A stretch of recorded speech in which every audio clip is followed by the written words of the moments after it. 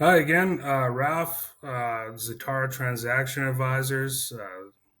I'm just doing this video for walking from stage one to stage two. So, what do you have to do? And if you check more than 10 of these boxes, your business is currently unsaleable. So, let's go through these 10 boxes. I'm going to zoom right in. Maybe a bit more. Okay, so stage one company, uh, 40 to 750 in revenue, 0 to 150 in EBITDA, right? So you got less than 150 grand in EBITDA. Um, you've got 3 years of mixed profitability. So to sell a business, people want to see that it's profitable year over year.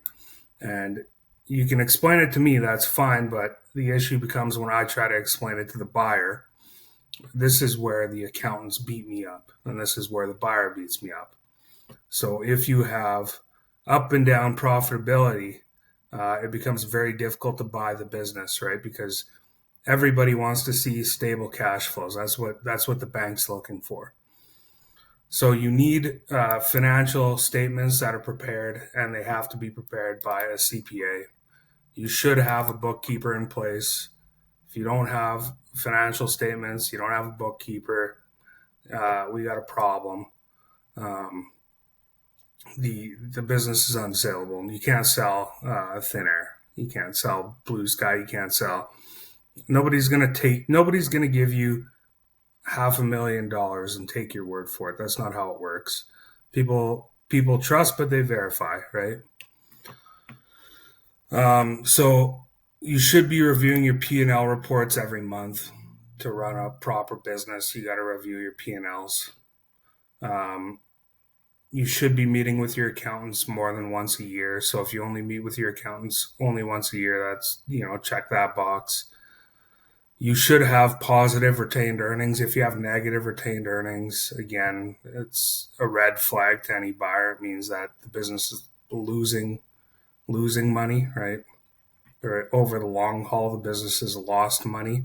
Positive retained earnings means that the business has retained earnings. So it's as you haven't over pulled money out of the business, I guess you could say. So working capital has to be within the industry standard, plus or minus 10%. If it's greater than 10%, so you have a bunch of excess inventory, that's a problem. Or if you have a bunch of accounts receivable outstanding, that's a problem. Your debt to equity ratio needs to be less than 1.5. So you need less than 150%, yeah, 1.5 debt to equity. So you got $250,000 worth of assets. You need to own over $100,000 of those assets, and the bank or whatever else has to own less than 150,000 of those assets. Again, obsolete inventory, get rid of it. The inventory on the floor has to match the balance sheet, so you got to do regular counts, otherwise you don't know what you're selling.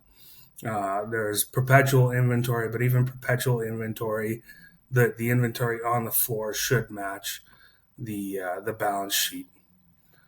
So you should be doing counts, once a year or whatever, to make sure that you have what you say you have. So your tax filings have to match the company books. That's one of the biggest things for accountants. What they'll do is they'll ask for both your they want to see the personal tax filings and the business tax filings of the owner, and they want to see the books of the business. And if those things don't match up, there's a problem. It's like plus or minus 10% is what people are looking for, 20% even. So off balance sheet loans, everything needs to be on the balance sheet. So if you owe money to your uncle or your cousin or whoever, that has to be on the balance sheet. Or if you owe money to yourself, that has to be on the balance sheet. You need to run all your sales through the books. Again, it's one of those things, trust but verify. You can tell somebody that, oh, we do $100,000 worth of business off the books and we only run the expenses through the books. Um, and that may be okay for you cheating on your taxes, but that's not okay for when a buyer comes to buy it. They're not paying you for that. Nobody's paying you for that. All your tax filings need to be up to date. Um, the company should not have had cash flow issues within the past 24 months before selling. Again, that's a red flag. A buyer's just going to walk. The payroll system is run by the owner or has owner involvement. You shouldn't be doing payroll. You shouldn't be doing books. That your job is to drive the company. And so I do have a lot of friends that own smaller businesses that actually complain about, oh, the bookkeeping and the payroll and this and that. Well, if you're looking to sell your business eventually or scale to a stage 2 company, this is a good opportunity for you to get rid of those responsibilities, right? Go and hire a bookkeeper, go and hire somebody to do your payroll, make sure your tax filings are up to date, have an accountant, all those things, right? And outstanding bad debts, make sure you're writing off your bad debts when you need to. And your contract should have it so that you can go and just factor the receivables, so sell them to somebody else, collections company, and just get paid whatever, 50-60% of it and move forward. Like, you're wasting time and wasting your ability to scale your business. If you're in a stage 1, you have to drive revenue to get to stage 2. You got to drive revenue and drive efficiency. So anytime you're spending not driving the business is problematic, right? So legal, again, your contracts have to be up to date and your clients have to be on contracts. It makes collecting that bad debt and collecting on the work you've done impossible if there's no contract there. Very difficult, right? Suppliers need to be on contracts too. You want to make sure that that those relationships are solid. Your lease, if you're going to sell your business, you have to make sure that you have some sort of renewal period and that the next person can stay there for at least 5 years. That's going to be a requirement of any bank, right? You need to have the correct amount of insurance. So you need sufficient insurance, but I wouldn't suggest you want more insurance than you need. So you need the right insurance guy to make sure that you're optimized for insurance. You shouldn't have outstanding insurance claims, outstanding legal claims. Again, those are going to be difficult if you have those to sell the business. The business needs to be incorporated. Your articles of incorporation, bylaws, and minutes should be available. Again, I wouldn't suggest incorporate online, incorporate your own business. No, go get a lawyer to properly do it up and go from there. Your business license has to be up to date. And your legal documents have to be electronic. So you have to keep everything nicely filed online. And if you can't do it, find somebody that can help you. All the documents need to be available. If you're going to be selling your business, you need to have all this stuff prepped, right? This is diligence. Whenever somebody comes and looks at the company and starts going through everything, you need to make sure that everything is available. And so getting all this stuff in place will move you to that stage 2 company. It'll make you saleable, right? So key person dependency. You need to have a manager outside of you. If it's just you, again, they're effectively buying a job. They're not buying a business. The business has to be able to run without the owner. So you need to be able to leave. This is a good test. Can you leave the business for 1 month without the sales dropping or causing a disruption in service, right? And the business it shouldn't be dependent on one or two key employees. This is called key person dependency. So that would be the risk name, right? And then the business shouldn't be dependent on just your contacts, because if the business is just dependent on your contacts, how do you transfer those relationships over, right? And then all key decisions can't just be made by the owner. You got to have more than one person making these decisions. So human resources, you need to have descriptions and documentation for every role. Otherwise, it's impossible for you to scale and hire, right? So you need documentations and systems for hiring, onboarding, training, performance review, and everything for every role. Every role. Each position should have cross-training where 2 or more people can perform every job function in the business. So employees, their performance review should be directly tied to what are we trying to accomplish with our company, right? What are our key performance indexes?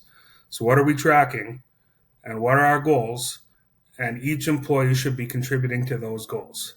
So if the goal is revenue and free cash, or revenue and efficiency, or revenue and whatever, each employee, their performance should be tied to those goals, right? We're trying to move you from stage 1 to stage 2, right? There shouldn't be any outstanding workplace claims, and you shouldn't have illegal or undocumented workers. I know a lot of people, especially in the trades, want to pay cash. Well, you're making your business unsellable by paying cash, right? You need everything documented, right? Because at the end of the day, the buyer is buying a cash generation system, right? They're buying a system that solves people's problems and makes money in the process. That's what a business is. Everybody works together to solve problems and make money. For marketing, you should have an official branding and style guide. You need to have an active client list. You need to know who your clients are. Everything should be in the CRM. So you need to have a customer relationship management software in place. You shouldn't be using Excel sheets. You need to have a separate CRM where all the customers' data is tracked, which allows you to hire salespeople to go and sell those customers, right? Otherwise, you don't know who your customers are. Again, we're relying on the owner's relationships. Well, if we're relying on the owner's relationships, your business is unsellable, right? So all your website and your funnel should be synchronized to the CRM. So that means that when people come in through the website or through a funnel, they get automatically added to the CRM. So there is a lead capture function. You need to be capturing leads.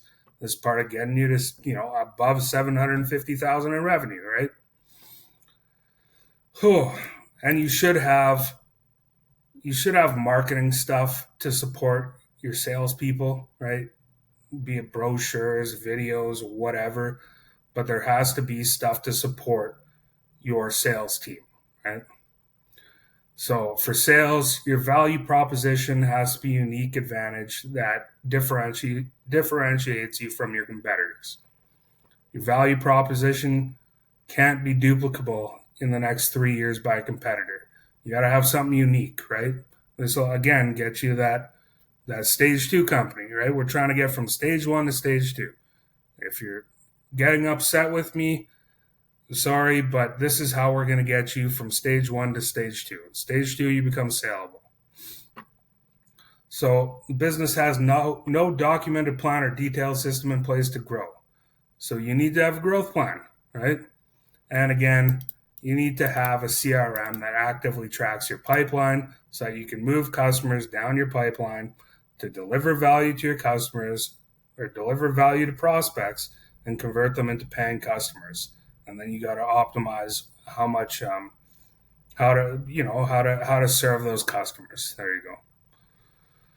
So for IT, again, you got to have the CRM. CRM is in 1, 2, 3, 4, 5 probably places. You need to have a CRM in place. If you do not have a CRM in place, you can't transfer the customer relationships to the next person. Again, same thing with HR. If you do not have these systems in place, you cannot transfer your HR systems to the next person, right? It being up here isn't good enough whenever you're going to sell it. It can't be just up in your head. Anyways, your files should all be stored online. We already talked about that.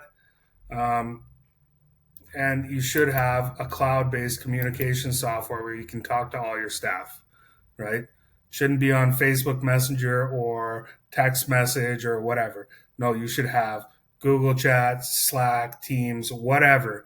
You need to have some way where you can chat with everybody and not email. It has to be an efficient place to communicate with everybody. All right. So you shouldn't have customer concentration issues. So if you have more than 10% of your revenue from one customer, I mean, you got to serve that customer, serve them as best you can. And I have seen a lot of money generated from having one customer. The problem is when you go to sell, that can be an issue. It's called customer concentration. It can be a big problem. You have to monitor customer satisfaction. And again, you need to have a CRM. Suppliers and vendors, you shouldn't have supplier dependent or supplier concentration issues. That's what we call that. So the business should, you can use one or two suppliers. That's not the issue. The issue becomes when the only suppliers you have are those one or two, and if those one or two something happens, your business is done, right? So you need to have backups for all those suppliers. Again, should have a supplier registry, detailed information on each supplier. You should have a backup vendor for every supplier, so if something happens, you can still get your product. General facility and culture. Again, you need documentation around your systems and processes. You need standard operating procedures. So the way one thing is done, everything is done, right? So there's a standard process that'll also increase your efficiency, right? All this stuff at the end of the day is going to increase the amount of money you take home, and it's going to increase the size of your business, right? And so by having these standard operating procedures, right, your employees can now fulfill the orders or whatever you call them, the contracts, the whatever, in an efficient manner that'll maximize the amount of profit that you generate. Again, this is a little bit different, but your facility has not been updated in 10 years. You got to keep your facility nice, right? They don't want to go to a dump to spend money. People want to spend money where they feel comfortable, right? So you need to keep your place up to date. The other thing is people want to work where they feel comfortable. If you haven't updated your facility, chances are, again, you think you're saving money, but it's costing you money because you're not as efficient as you could be, right? And you're not able to handle the volume you could otherwise handle. Your critical equipment has less than 5 years remaining.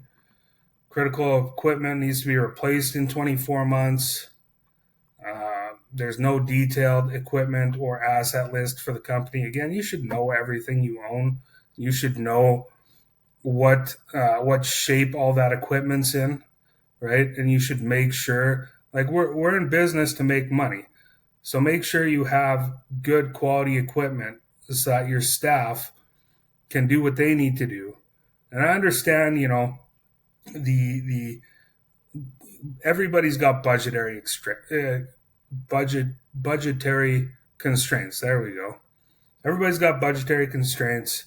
And again, this is like in an ideal world, every one of these would be easily checked off, and I get it. But maybe it's time to invest in equipment. Maybe it's time to invest in your business, invest in staff. Otherwise, your business is not going to be as saleable as you'd like, right?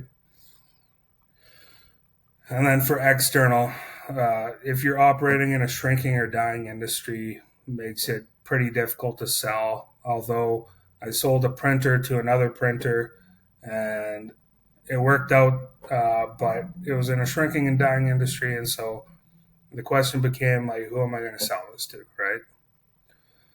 So if you operate in a shrinking community or market, so if we're in Saskatchewan, let's say you're in some potash community and that potash mine is shutting down, well, it's going to be difficult to sell your business because your client base is leaving, right? And then regulatory changes are affecting the industry.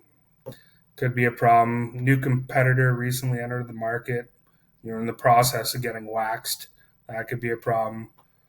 Staffing is a challenge in the industry due to trained workers. Again, this might be something you can handle on this HR piece, right? And then lastly, industry is not environmentally friendly. So if you got environmental issues in your industry, these are all things that, we're just highlighting all the risks. But if we start taking care of these risks, now all of a sudden your business is a heck of a lot more saleable. So if you work on the business and you start using this as a guide on how to scale your business and how to grow it, not only are you going to de-risk your business, but you're also going to make a whole lot of money in the process. And then instead of you not being able to retire and sell your business, we start moving to this. And, if you check all these off, you might even move to this stage 3 company. Anyways, God bless you. Take care. Raph signing off. Ciao.